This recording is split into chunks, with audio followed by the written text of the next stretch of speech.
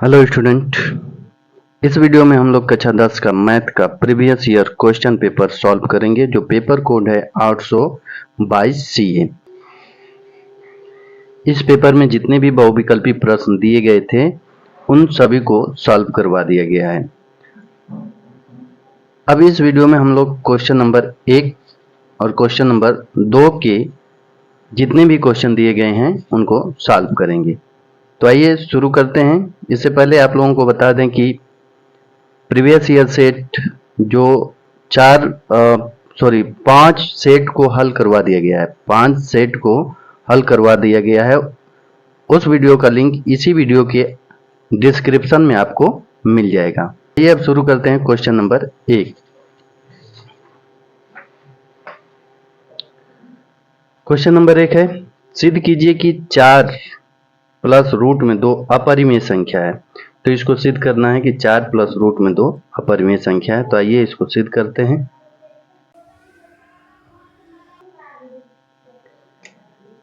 देखिए सॉल्व करेंगे। Question number पहले का ए। देखिए दिया है, सिद्ध कीजिए कि 4 प्लस रूट में 2 अपरिमेय संख्या है। तो इसके विपरीत हम लोग मान लेंगे कि ये परिमेय संख्या है। सॉल्व करेंगे तो लिखेंगे मान लेते हैं माना 4 प्लस रूट में 2 एक परिमेय संख्या है। परिमेय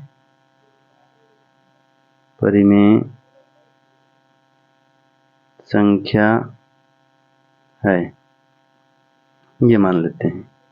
जब ये परिमेय संख्या है तो 4 प्लस रूट में 2 को हम लोग लिख सकते हैं P/Q के रूप में लिख सकते हैं, जहां P व Q सह अभाज्य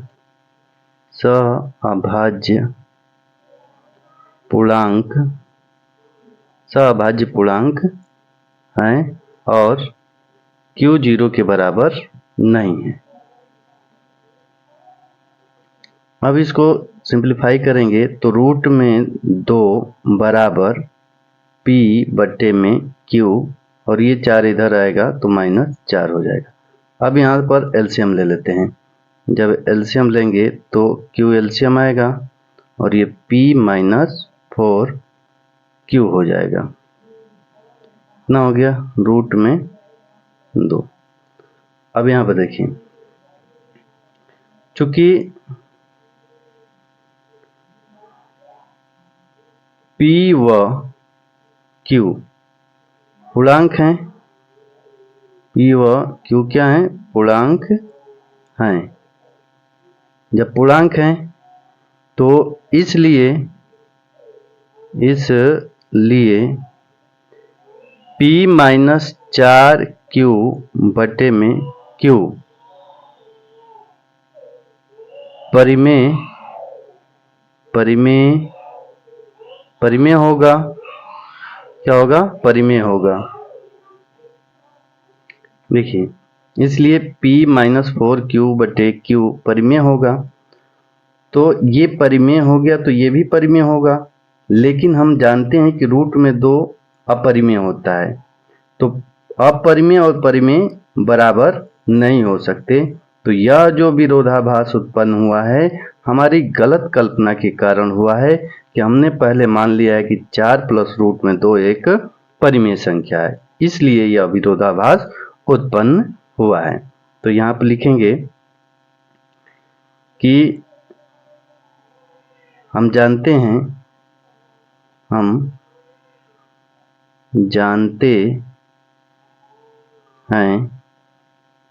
कि रूट में 2 एक अपरिमेय संख्या है, एक अपरिमेय संख्या है। तो यह विरोधाभास, सब लिखेंगे यहाँ पर कि यह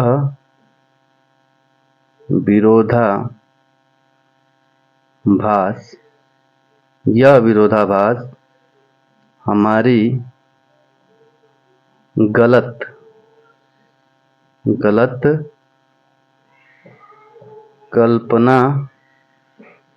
कल्पना के कारण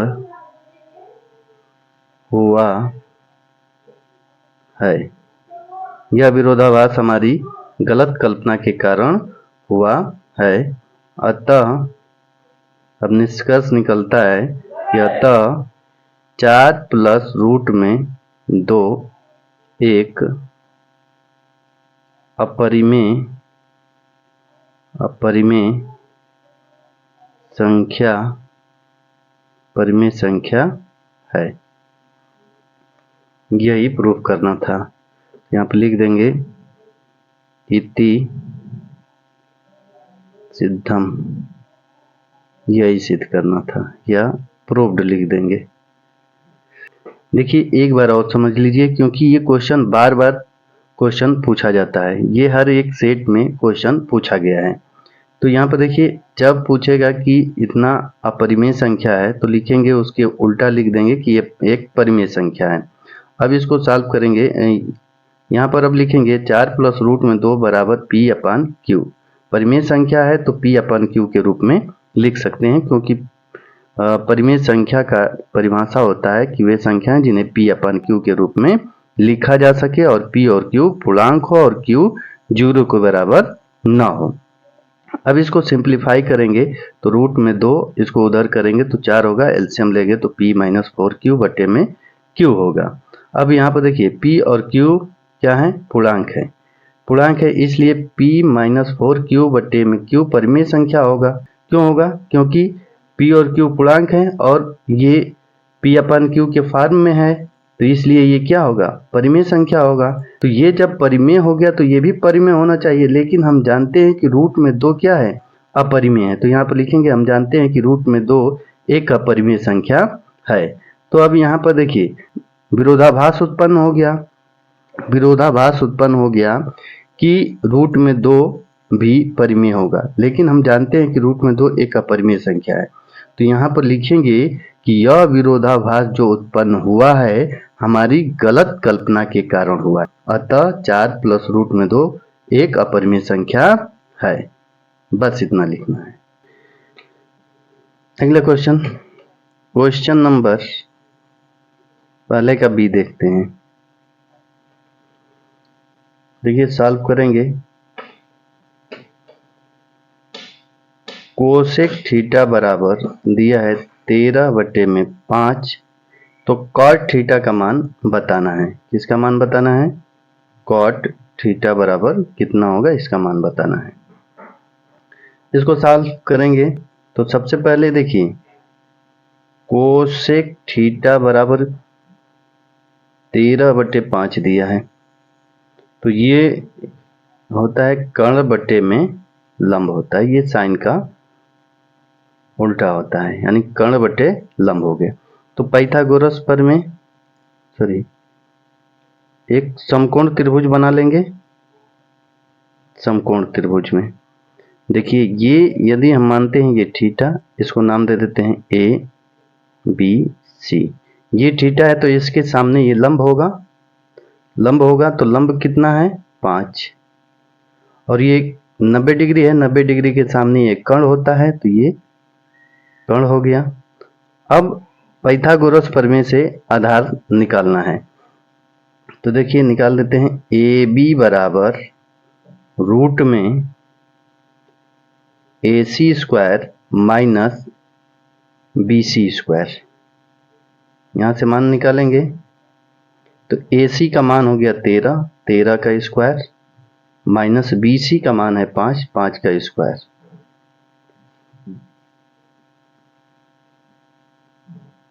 ये हो जाएगा 13 का 169 माइनस ये 25 हो गया। जब घटा देंगे तो ये हो जाएगा 144। 144 का वर्गमूल निकालेंगे तो 12 आएगा, यानी आधार आ गया 12। आधार कितना आ गया 12। तो कॉट थीटा बराबर मान निकालना है, और कॉट थीटा बराबर होता है, ये देखिए ट्रिक ये याद कर लीजिएगा, लाल बटे में कक्का, लाल बट्टे में कक्का। तो ये tan का लंब बट्टे आधार होता है, तो tan काट का उल्टा होता है, यानी आधार बटे लंब हो जाएगा। तो ये हो जाएगा आधार बटे में लंब, आधार बटे में लंब। आधार कितना है 12, तो ये 12 हो जाएगा, बट्टे में लंब कितना हो गया 5, तो 12/5 ये आंसर हो जाएगा। अगला क्वेश्चन देखते हैं, क्वेश्चन नंबर पहले का सी नंबर देखते हैं, सॉल्व करेंगे। देखिए 14 सेमी त्रिज्या, तो त्रिज्या कितना दिया है, त्रिज्या लिखेंगे, त्रिज्या r बराबर दे दिया है 14 सेमी, 14 सेमी, और कोण दे दिया है, कोण थीटा बराबर 30 डिग्री दिया है। तो वृत्त के त्रिज्यखंड का क्षेत्रफल निकालना है। तो यहाँ पर लिखेंगे वृत्त के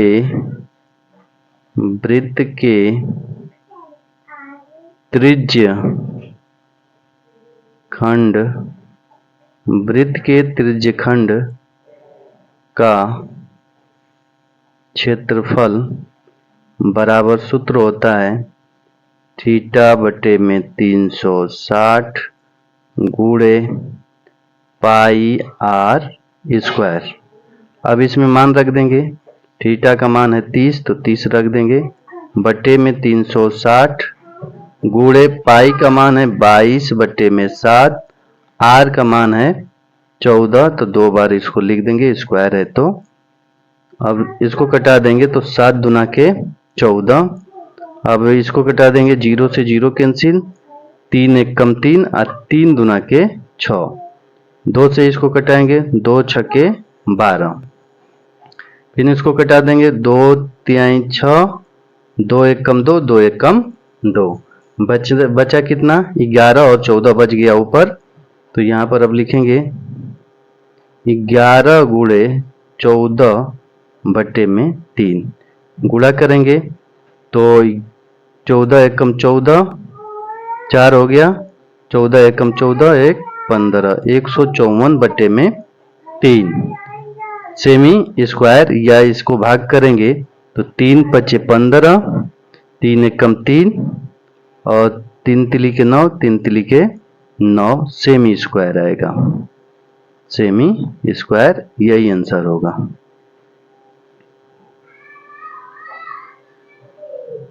अगला क्वेश्चन देखते हैं। देखिए पहले का डी नंबर, निम्नलिखित सारणी का माध्यिका ज्ञात कीजिए। अब माध्यिका ज्ञात करना है। देखिए इसमें वर्ग अंतराल में दे दिया है, वर्ग अंतराल में 0, 10, 10, 20, 20 से 30, 30 से 40, 40 से 50, 50 से 60, और ये बारंबारता दे दिया है। इसमें माध्यिका ज्ञात करना है, तो माध्यिका में हम लोग संचयी बारंबारता निकालेंगे,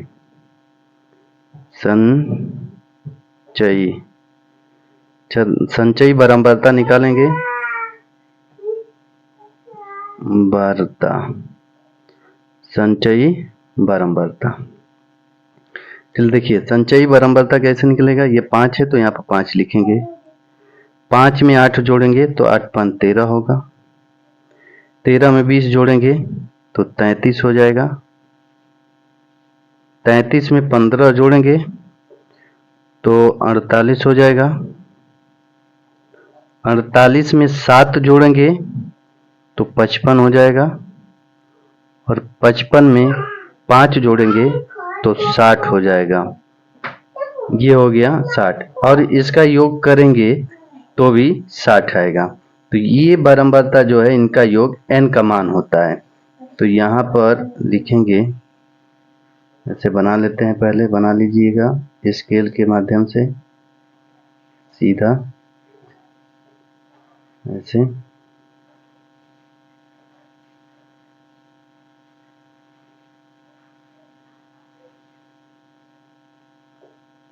आप लोग स्केल से सीधा बना लीजिएगा, ऐसे बन गया।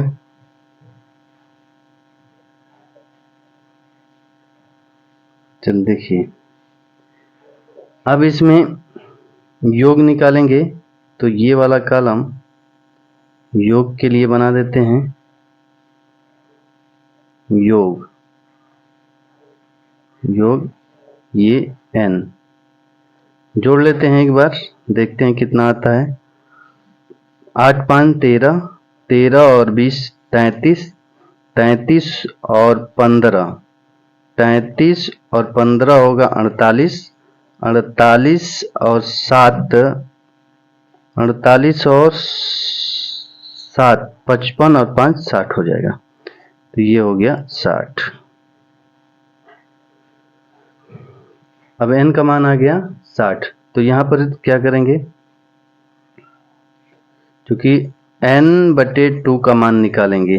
n/2 बराबर n का मान 60 और बटे में 2 हो जाएगा, तो ये हो गया 30। 30 आ गया। अब देखेंगे संचयी बारंबारता 30 किस में अंतर्निहित है, तो संचयी बारंबारता 30 33 में अंतर्निहित है। देखिए इस वाले में अंतर्निहित है, 33 वाले में अंतर्निहित है। तो यहां से अब मान निकालेंगे तो ये होता है f का मान, और ये जो संचयी बारंबारता जिसमें 30 अंतर्निहित है उसके ऊपर CF होता है, संचयी बारंबारता माना जाता है, और ये L का मान होता है। माध्यिका का सूत्र अब लिखेंगे, माध्यिका बराबर L plus n/2 minus CF बट्टे में F गुणे H। देखिए एक बार और समझ लीजिए, L का मान यहां से लेते हैं, जो ये संचयी बारंबारता जो n/2 का मान आया 30 जिसमें अंतर्निहित है, उसके जो उसके सामने जो वर्ग अंतराल होता है उसका न्यूनतम सीमा लेते हैं, L का मान होता है, और उसी के बारंबारता में 20, उसी के बारंबारता में F का मान लेते हैं कि F का मान है, और इसके ऊपर CF लिखते हैं। तो L बराबर माध्यिका बराबर L plus n/2 minus CF गुणे H बटे में F हो गया। अब मान रखेंगे, L का मान हो गया 20 प्लस n/2 का मान 30 माइनस CF 13, CF कितना है देखिए, CF है 13 बटे में F का मान 20 और गुणे H क्या होता है, इन दोनों के बीच का अंतर होता है। तो 30 में से 20 घटाएंगे तो 10 आएगा, यानी इनके बीच का अंतर 10 है। अब इसको हल करेंगे तो ये हो जाएगा 20 प्लस, ये घटा देंगे तो ये हो जाएगा आपका 17 बटे में ये 20 और गुणे 10, ये घटा देंगे। अब यहाँ से हल करेंगे तो ये 20 प्लस 2 8 16 और 2 5 10, यानी कि इसको जोड़ेंगे तो 28.5 आएगा आंसर।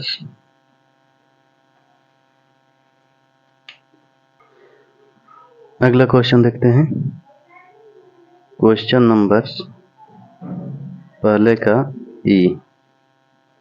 देखिए इसको सॉल्व करेंगे, -5 7 और -1 3 के मध्य की दूरी ज्ञात कीजिए। दूरी निकालना है, दो बिंदु दिया है 5 7 और एक दिया है -1 और 3। अब इनके बीच की दूरी ज्ञात करना है।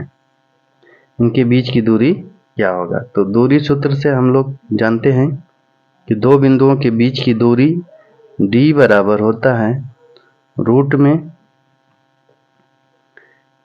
x2 माइनस x1 का whole square plus y2 minus y1 का होल स्क्वायर। अब ये हो गया x1 y1 x2 y2, तो यहाँ से मान पुटअप करेंगे D बराबर रूट में x2 का मान हो गया -1 माइनस x1 का मान -5 है, तो ये -5 हो जाएगा, और का होल स्क्वायर प्लस y2 3 हो गया माइनस y1 7 हो गया का स्क्वायर। d बराबर रूट में देखिए -1 माइनस माइनस ये प्लस हो जाएगा 5 स्क्वायर प्लस 3 माइनस 7, तो ये हो जाएगा -4 का स्क्वायर। अब इसको सॉल्व करेंगे, रूट में 5 में से 1 घटाएंगे तो 4 होगा, 4 का स्क्वायर करेंगे तो 16 होगा, प्लस -4 का स्क्वायर करेंगे तो 16 होगा। इसको जोड़ेंगे तो 16 दूना के 32 होगा। इसको रूट से बाहर निकालेंगे तो 16 दूना के 32, 4 रूट में 2 होगा मात्रक। रूट से बाहर निकालेंगे तो 4 रूट में 2 होगा, यही आंसर होगा।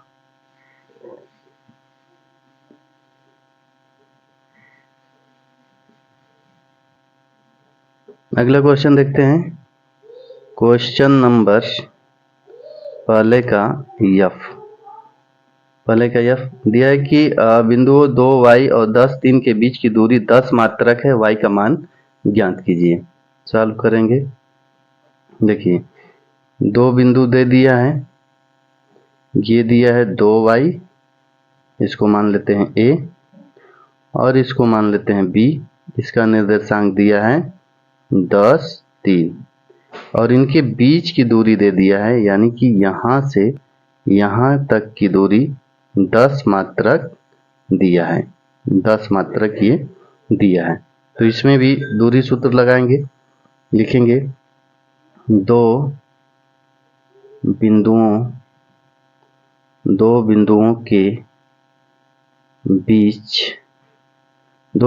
के बीच की दूरी बराबर, रूट में सूत्र लिखेंगे, सूत्र x2 माइनस x1 का whole square plus y2 minus y1 का होल स्क्वायर।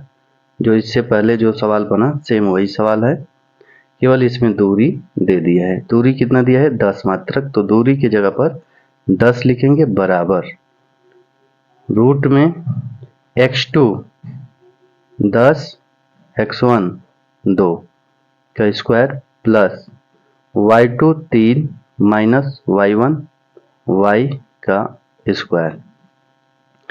देखिए दोनों पक्षों का वर्ग करेंगे तो ये रूट हट जाएगा और इसका स्क्वायर हो जाएगा, यानी कि 10 का स्क्वायर और इधर स्क्वायर करेंगे तो रूट हटेगा, 10 में से 2 घटाएंगे 8, 8 का स्क्वायर होगा प्लस 3 माइनस y का स्क्वायर हो जाएगा।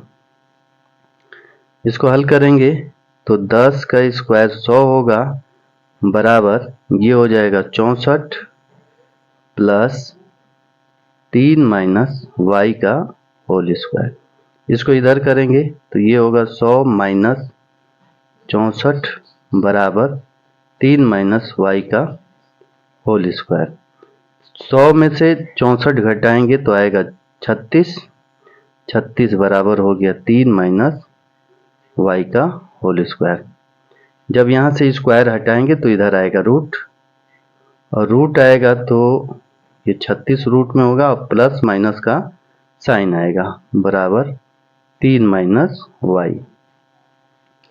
अब यहाँ से देखिए 36 का वर्गमूल कितना होता है, 36 का 6 होगा, तो प्लस माइनस 6 बराबर ये हो गया 3 माइनस y।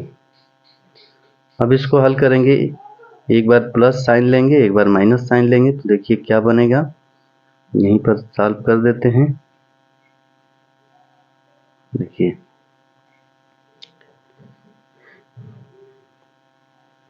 लिखेंगे प्लस चिन्ह लेने पर, जब प्लस चिन्ह लेंगे तो प्लस 6 होगा बराबर 3 माइनस वाई। वाई को इधर करेंगे तो प्लस में हो जाएगा और 3 और 6 को उधर करेंगे तो -6 हो जाएगा। तो y बराबर हो गया -3। एक y का मान आ गया -3। अब y माइनस चिन्ह ले लेते हैं, माइनस चिन्ह लेने पर, माइनस चिन्ह लेंगे तो -6 होगा बराबर 3 माइनस वाई। वाई को इधर करेंगे तो प्लस में हो जाएगा 3, इसको इधर करेंगे तो प्लस 6 हो जाएगा। तो ये y बराबर 6 और 3 9। तो y के दो मान हो गए, y बराबर -3 और y बराबर 9। तो यही आंसर होगा, y के अभीष्ट मान 9 और -3 हैं।